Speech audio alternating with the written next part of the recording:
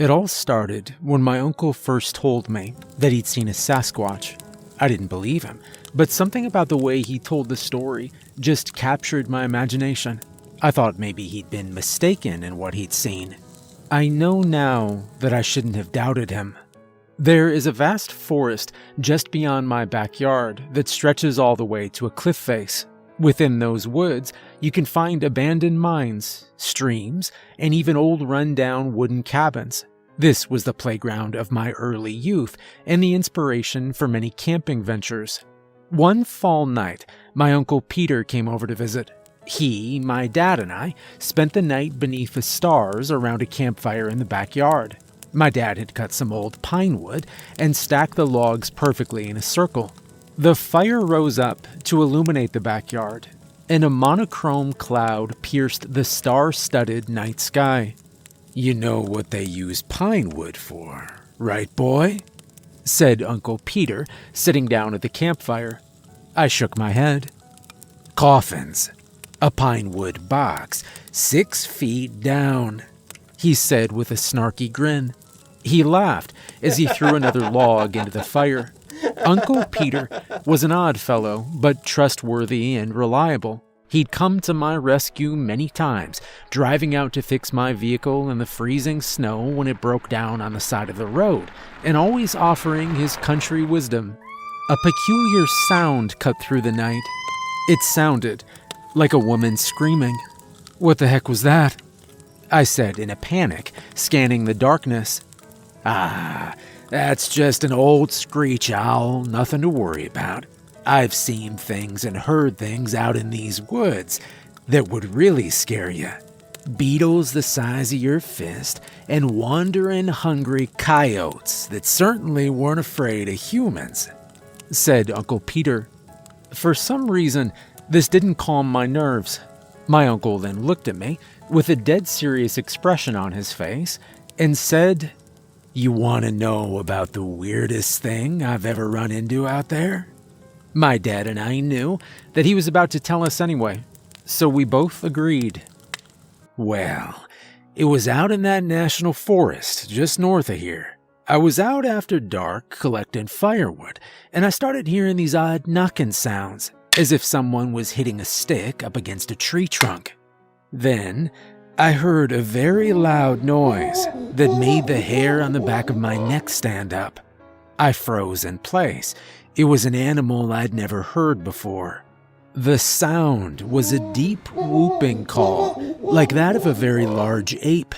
The next thing I knew, I saw 2 sets of orange glowing eyes in the dark. I shined my flashlight on it, only to see an 8-foot-tall, upright, standing creature, like a man, but covered in thick, dark, brown hair. It let out another one of those whooping cries, and I booked it out of there immediately.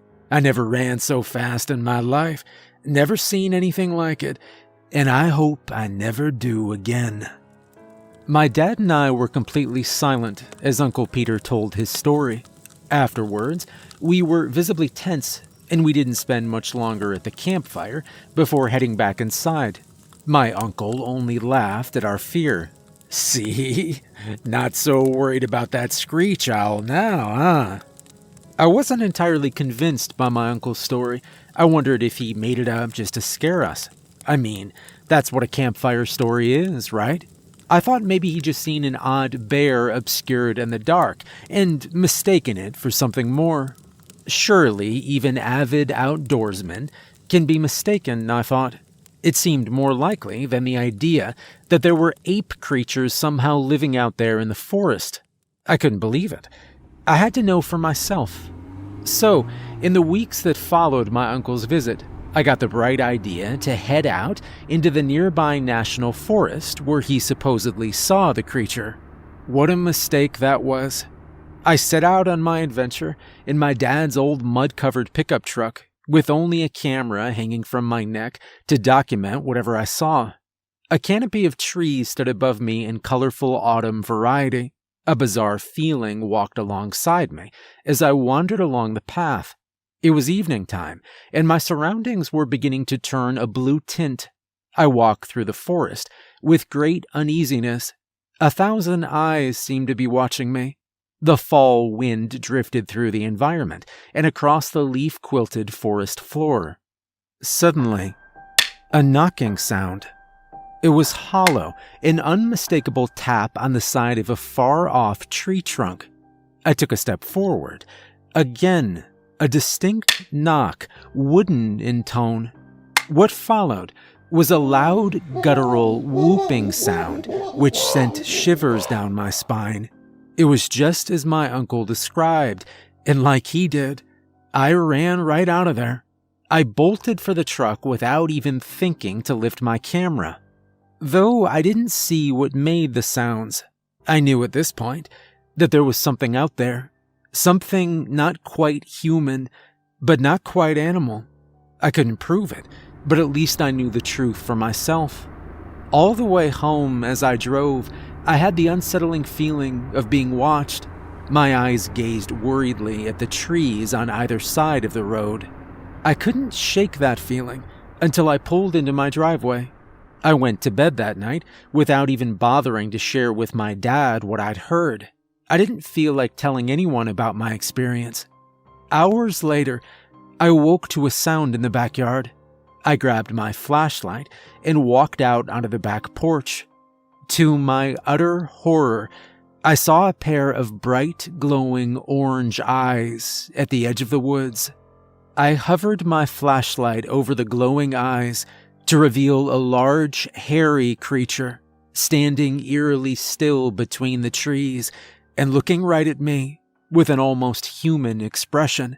The ape creature looked just as bewildered as I did at seeing him. He studied me curiously from across the backyard, as if amazed by my existence. 4 other sets of colorful eyes in green, red, and yellow then suddenly blinked to life in the darkness. He wasn't alone. The group of Sasquatch simply stared at me for a moment before unleashing an ungodly sound. I quickly went inside and I bolted the door shut. The eyes eventually faded, disappearing into the woods behind my house. I didn't get any sleep that night. I just sat up in bed staring out the window and waiting for their return. Yesterday, I found a set of massive footprints in my backyard. It was bigger than any person could make. Large, barefoot impressions pressed deeply into the mud. There's no question in my mind, no debate, and no ambiguity. There are bizarre, ape-like creatures living in the woods. My uncle and I have seen them, and countless others have as well.